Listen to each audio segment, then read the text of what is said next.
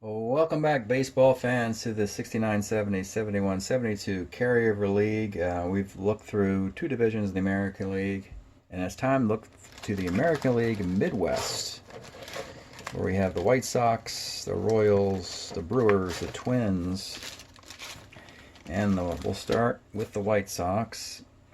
And the White Sox, let's see, they had some nice guys in the 80s that they lost. They lost Phil Bradley, Harold Baines, Barbaro Garbe, George Order, Perconte, Walker, Jay Tibbs, and Richard Dotson. And from 69, Aparicio we flip over a guy who's already in the Carryover League. Aparicio, Carlos May is in here, I believe. By the way, interestingly, Warda is available, even though they retired him. Tommy John, who might be here. No, he's not. Dan Asinski's not here. Bob Humphreys. He's not here either.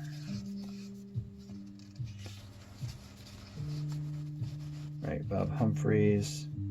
Wilbur Wood and Gail Hopkins. Wilbur Wood is here. A quick note before I move past Wilbur Wood.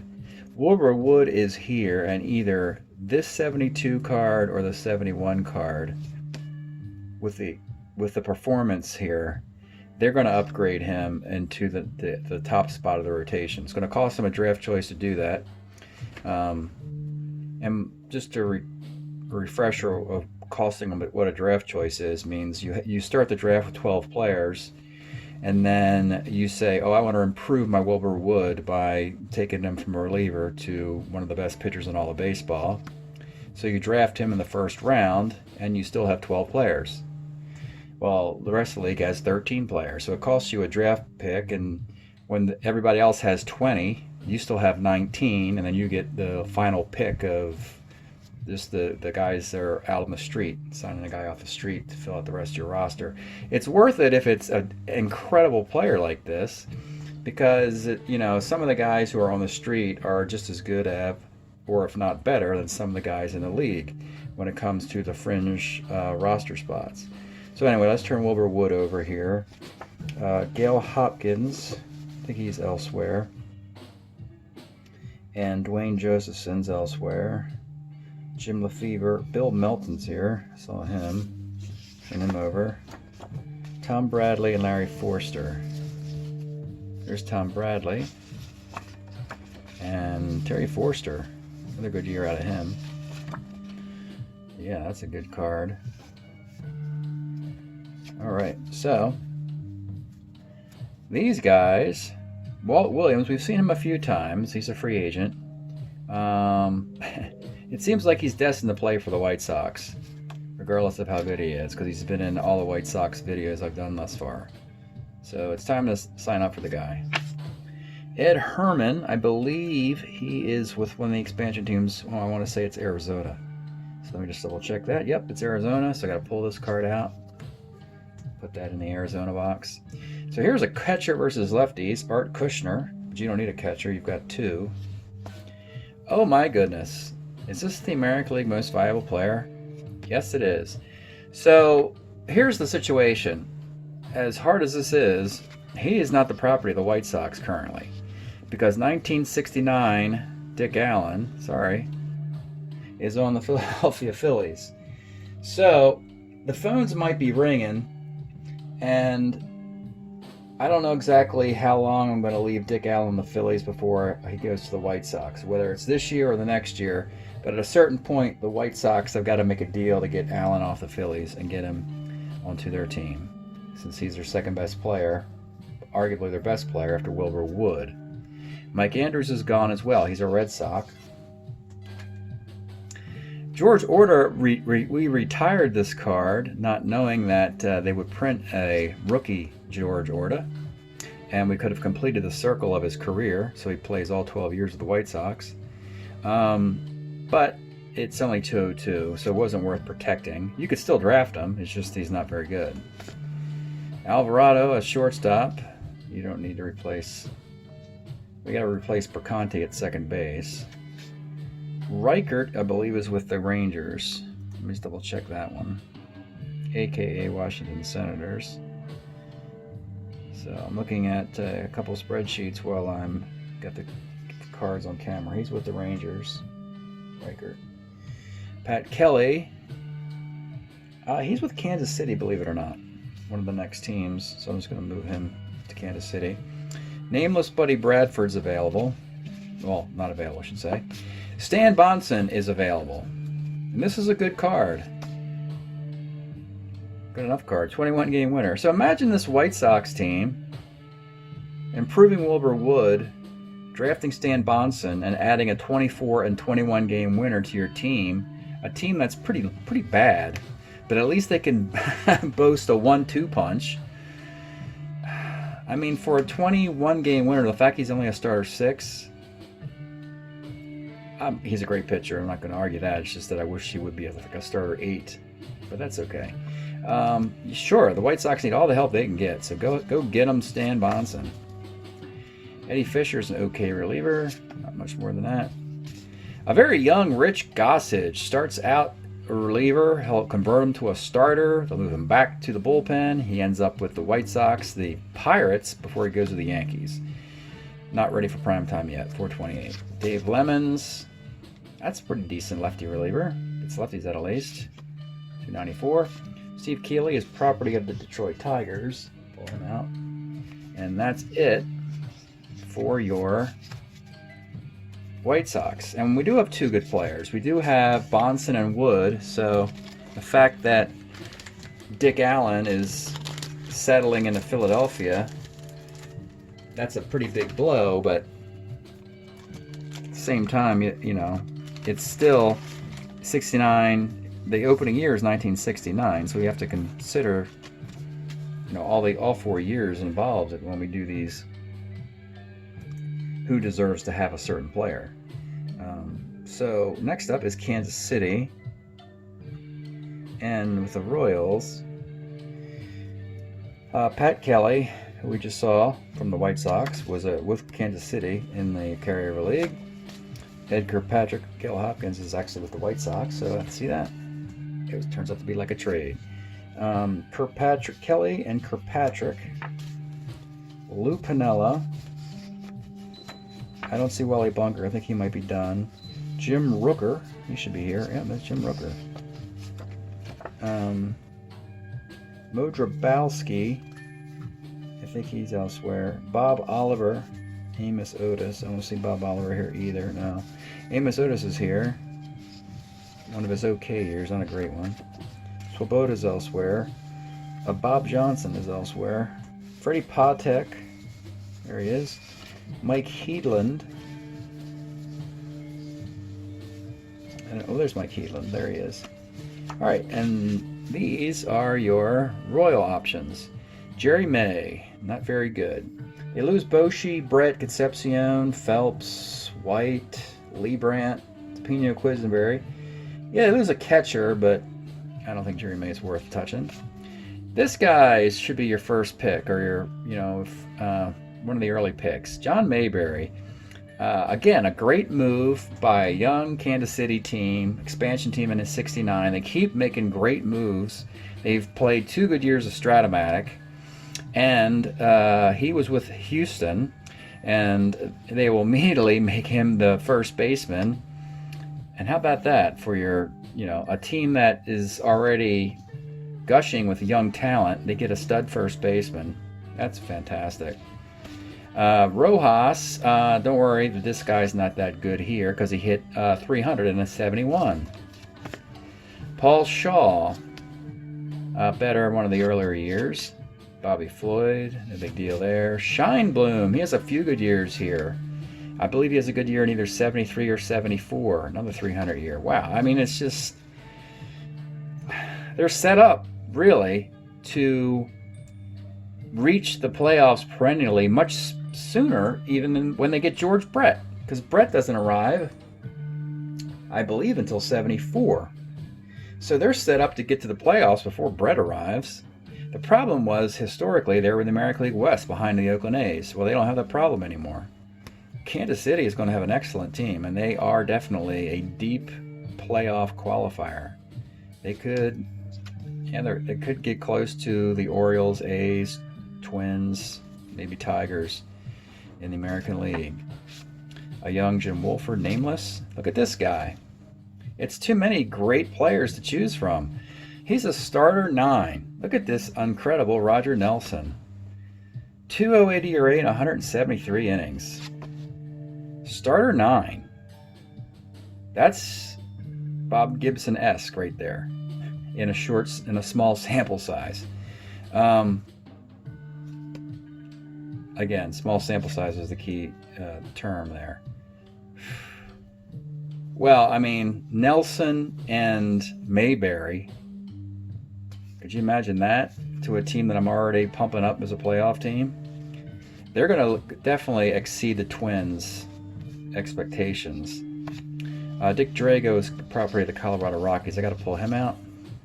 Believe it or not, Paul Splittorff was one of the few Kansas City players that was pulled out to Toronto. So we know Splittorff would play for the Royals all through the 70s, but my history might be a little different because Toronto might keep him. Bruce Del Canton is available. Norm Angelini, nameless. Another great Ted Abernathy card. How about 3 great years with the Cubs and now the Royals? 171. This is probably the deepest. Now we're in the final box. This is the best group of players that I've seen on one team. It's the Kansas City Royals. So they're on their way, folks. It's exciting. Can you imagine if they win a World Series while George Brett's in the minor leagues? That could very well happen. All right, next up is the Milwaukee Brewers. All right, now Milwaukee has lots of problems here. The one good thing is they will trade Don Sutton and get some assets for him. They lose Wayne Comer, who's not here. Mike Hegan's not here. Don Mencher. Brabender? Is he here? Gene Brabender? I think he might be gone too. Oh boy, this is a whole transformation here. Gellner, O'Donohue, Tommy Harper. Well, we have Tommy Harper here. Phil Roof, Savage, and Ken Sanders is here. That means there's a whole bunch of new guys, which is good news. They might not be very good though. Jerry McNertney and Bill Parsons. McNertney's not here. Bill Parsons should be though.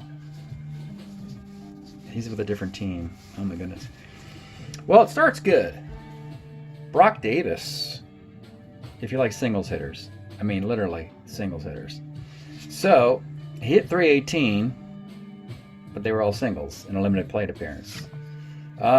Sure. I mean, they're a lousy team, so they need all the help they can get. If you could trade this guy, that'd be not good too. They lose Deion James, Ogilvy, and Tim Raines. So, yeah, I could see Brock Davis snagging a spot. Sure.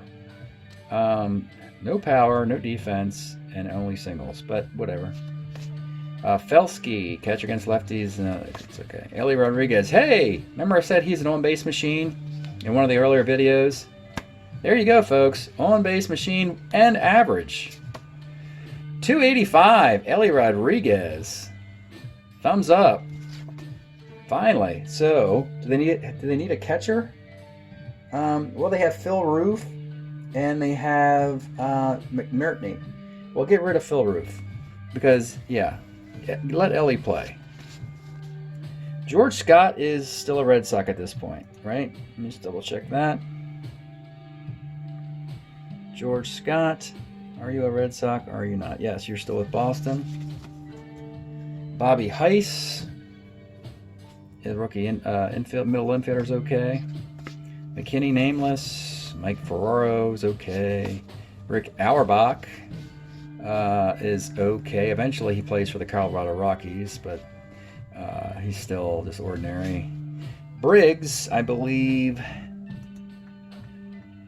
might be available.